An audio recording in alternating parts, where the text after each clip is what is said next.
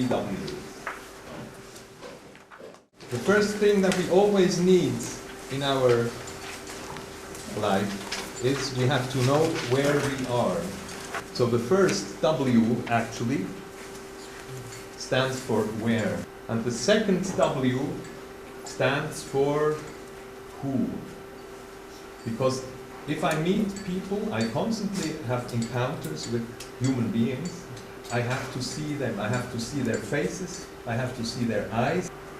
And of course, logically, the third important thing is the what. What is happening around me? What is the person doing that I'm seeing? I have to anticipate what is happening around me. So if this is so important for our daily life, we can easily say that when we are making a film, it is very, very important that we transport this information. I transport these 3 informations. The audience is 100% informed. These are actually would be 3 shots, right? Situation of the room, a face, and somebody who's writing. 3 single shots. Of course, the order, in which order we give this information, that makes the film interesting. Because if we do it very simple, situation, a room, a head, and the hand that writes, we give all the information, but it's not very interesting. Exercise is to portray the village in not more than 5 shots. Most of the time I need at least, absolute minimum, 3 shots to participate the situation.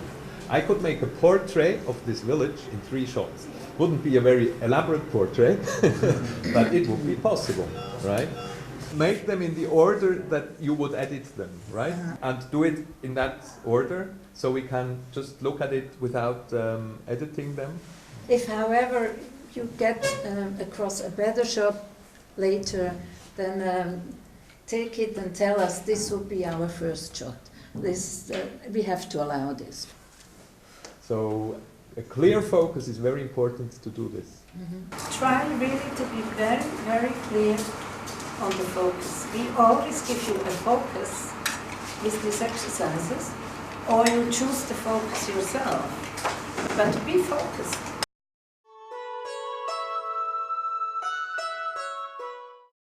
This does not only, of course, not only apply if we have people.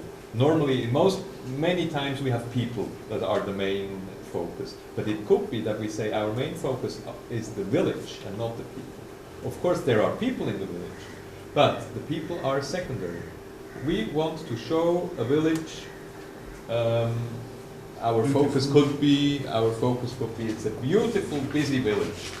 Then I have to go and find the appropriate shots that transport this message.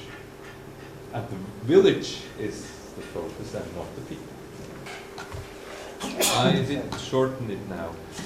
But of course the first shot, if you are searching with the camera, it's a bit a searching shot with the camera. It's better to search before you pull the trigger. Right? You can search and find your image. And because Gabi at the editing table, she's very grateful if she doesn't have to look all the search, if she has an image. And of course, if you are following some action and something that you can't predict, right? Then of course your camera is very dynamic.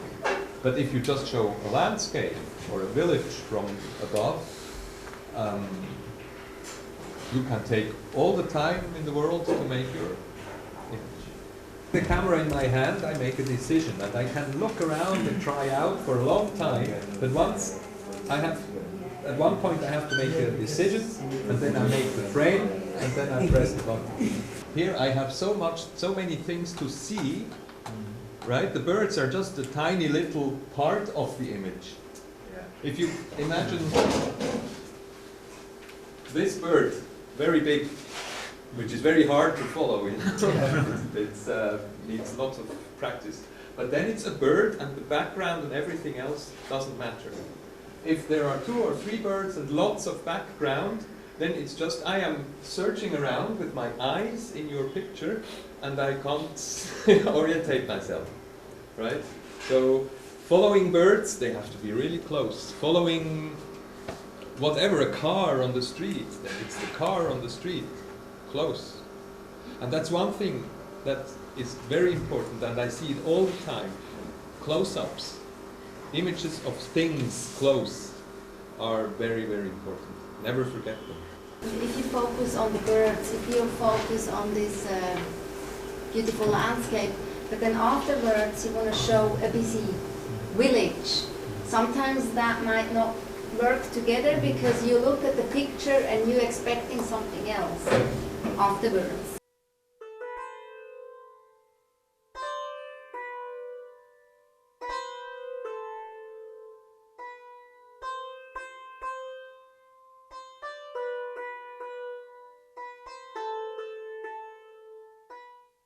Let's look at this passage here of this woman. Very, actually, really a very, very nice situation. It's very graceful movements, a nice situation. Poor Gabi, probably, as she said, she probably wouldn't. She would sit on the editing table and say, what a pity I can't really use it. Just look at this one shot and think of the 3 Ws. I mean, we could demonstrate it on this shot. All I need is a shot that establishes this woman like this, maybe. Then I could need a second shot of her hands, close these things that she's, and maybe her face. Right? But if I have nothing of this, just one shot that is very not precise, the camera doesn't really know what he wants to do, and we feel that. Not consciously, but we feel that the camera doesn't really know what, it's nice, but I don't really know what to do. And then it's a shame, because we can't, as I said, we can't really use it. I saw the beginning of a very interesting and very touching film. That's what I saw.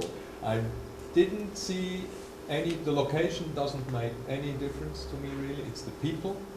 It's this old man, the sick man with his young daughter, which immediately grabs me, but it has nothing to do with the village, because it could be anywhere.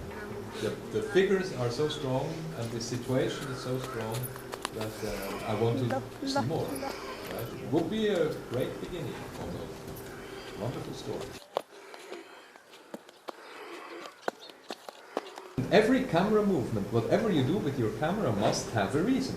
The camera movement tells your audience, it's like turning their heads, right? You tell them, look from right to left. And there must be a reason for that. If you turn your audience's head and there is no reason, it's just turning, and there is no information, then your audience gets irritated. This is a camera movement I can understand.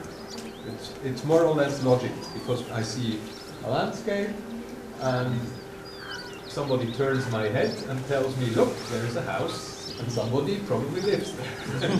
Right? So we could easily now go into this house, meet these women, and then we would have a logical flow. But what you can do when you film and you're not quite sure which way you want to do it in the end, you just do both ways, right? And then at the editing table you take either this way or the other way. No film, no observational film will work if the protagonists don't trust you. I don't think any of the men's crews could have shot that scene.